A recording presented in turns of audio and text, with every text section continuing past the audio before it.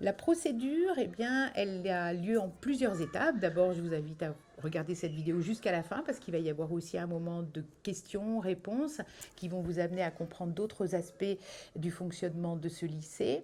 Ensuite, on vous invitera à nous adresser un mail sur l'adresse suivante, lma@paris.fr. Cette adresse vous sera redonnée à la fin de cette vidéo. Et grâce à votre mail, nous vous enverrons un premier questionnaire pour une pré-inscription. À la suite de ce questionnaire, soit on vous invitera à examiner d'autres possibilités, ce sera en fonction des places disponibles, en fonction aussi de votre parcours antérieur. On sera peut-être amené à vous proposer d'autres possibilités plus adaptées à votre cas.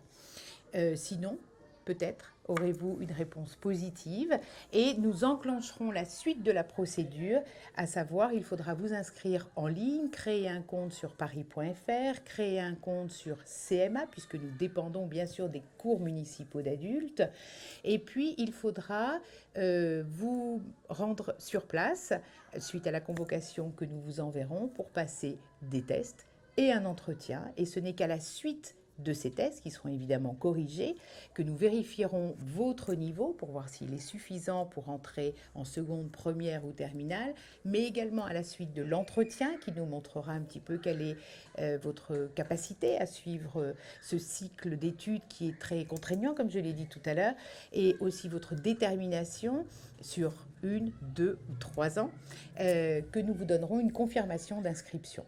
Et vous devrez enfin régler des frais d'inscription qui s'élèvent à 130 € pour toute l'année. Ce paiement aura lieu en ligne. Voilà pour ce qui concerne donc cette procédure, mais naturellement toute cette procédure est décrite très précisément sur le site lycédadultes.fr. Elle sera décrite également dans le catalogue des CMA. Il y aura une fiche très précise pour vous indiquer de nouveau cette procédure. Concernant l'organisation de ce lycée, eh bien, les emplois du temps sont conçus de la façon suivante. D'abord, en seconde, vous avez cours de 18 à 22 heures du lundi au vendredi pour les 2 secondes dites classiques, c'est-à-dire qui recouvrent la totalité du programme et qui vous permettent d'envisager ensuite un passage en première. Pour la seconde dite pré-seconde ou seconde reprise d'études, il s'agit dans ce cas de venir de 18h30 à 21h30, du lundi au vendredi, donc sur 15 heures de cours qui vous permettent de renouer en quelque sorte avec un certain nombre de mécanismes intellectuels, avec la réappropriation du savoir, comment recommencer à apprendre, mais naturellement dans toutes les matières obligatoires, aussi bien le français, les mathématiques, l'enseignement scientifique, l'enseignement en sciences économiques, l'anglais et l'espagnol. Pour les premières, les emplois du temps sont organisés de la façon suivante. Il y a d'abord les enseignements communs de 18h à 20h tous les soirs et le samedi matin de 9h à 11h. Puis, les spécialités sont enseignées de 20 à 22h et le samedi de 11 à 13h. Cette organisation peut permettre à certains d'entre vous d'étaler leur scolarité sur 2 ans, c'est-à-dire la première année de suivre tous les enseignements communs, puis l'année suivante, les spécialités. C'est une possibilité pour ceux d'entre vous qui ont déjà un emploi du temps chargé, parfois une vie familiale aussi, des enfants, et qui ne peuvent pas se permettre de se libérer 4 heures par soir, d'autant qu'il y a aussi du travail personnel à fournir, bien sûr. En terminale, l'organisation est encore un peu différente. Les spécialités sont enseignées sur les 3 premiers jours de la semaine, donc lundi, mardi, mercredi, à raison de 4 heures par soir, et les enseignements communs sont enseignés le jeudi, vendredi et samedi matin. Là aussi, certains d'entre vous choisiront d'étaler cette année de terminale sur 2 ans. C'est possible. Vous viendrez dans un cas donc le lundi, mardi, mercredi, puis le jeudi, vendredi, samedi l'année suivante. Mais il reste toujours possible, si vous en avez le courage et la détermination suffisante, je dirais même l'audace, de suivre les cours à temps plein, c'est-à-dire 18-22 heures tous les soirs du lundi au vendredi et le samedi matin. Mais je ne vous cacherai pas que c'est très difficile et, comme je l'ai dit, déjà très contraignant. Voilà, vous attendez évidemment de savoir s'il y a des tests et quelle est la nature des tests qui vous seront proposés. Sachez qu'il ne s'agit pas de passer un certificat ou un diplôme, en aucun cas. Il s'agit de faire une sorte de cliché de vos connaissances à un instant T pour savoir si vous pouvez intégrer la classe que vous demandez. Pour deux raisons au moins. D'abord, pour que vous ne vous sentiez pas en décalage avec le reste de la classe. Il y a rien de plus désagréable quand on reprend des études de s'apercevoir qu'on n'arrive pas à suivre le cours, qu'on n'arrive pas à suivre les devoirs demandés, qu'on se sent perdu et désemparé. Et puis, il y a une deuxième raison qui est que le professeur doit pouvoir enseigner au niveau demandé.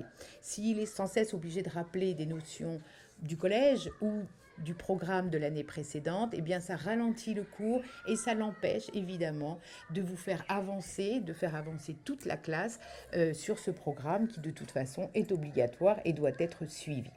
Donc voilà pourquoi nous vous obligeons à passer des tests qui parfois évidemment font tomber quelques illusions parce qu'on s'imagine souvent, le bac étant parfois très décrié, qu'il est facile de suivre une année de seconde, de première ou de terminale. C'est pas tout à fait vrai.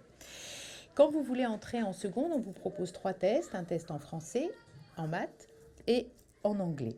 Et c'est à partir de ces tests qu'on vous propose soit une autre solution, éventuellement de suivre d'ailleurs le brevet en cours du soir dans un autre établissement des cours municipaux d'adultes, ça ne se fait pas ici, soit d'intégrer cette fameuse classe de seconde dite reprise d'études, soit d'entrer en seconde, ce qui est évidemment possible pour un certain nombre d'entre vous. Pour la première, pour une entrée en première, vous aurez 4 tests à passer, un test en français systématiquement, et puis un test dans chacune des spécialités que vous envisagez de suivre en venant ici. Donc par exemple, si vous souhaitez un parcours scientifique, maths, SVT, physique, chimie, eh bien vous aurez un test dans chacune de ces matières. On vérifiera si votre niveau est suffisant pour intégrer donc non seulement la classe de première, les enseignements communs, mais également les spécialités que vous souhaitez suivre. Pour une terminale, c'est, je l'ai dit tout à l'heure, un peu plus compliqué. On vous demande si possible d'avoir déjà des bénéfices, c'est-à-dire d'avoir déjà validé quelques matières ou d'avoir déjà passé les épreuves anticipées, mais cela dans les 2 dernières années. Il ne faut pas que ce soit trop ancien, sinon ça ne compte plus. Et puis, vous devrez passer au total 4 tests, là aussi. D'abord un test en anglais, un test en enseignement scientifique également, puisque ça fait partie du tronc commun. Et par ailleurs, des tests dans les 2 spécialités que vous choisissez aussi pour cette année de terminale. Voilà, donc ces tests, ils prennent pratiquement une demi-journée ou une soirée. Vous serez convoqué en septembre, vraisemblablement sur la semaine du 14 au 18 septembre, pour passer ces tests ici en présentiel. Et vous aurez à ce moment-là également un entretien qui vous sera proposé et dans lequel on vérifiera un petit peu quelle est votre détermination, quels sont vos projets, quelles sont vos idées pour la reprise, pour cette reprise d'études, comment vous allez vous organiser, parce que ça suppose de bien s'organiser.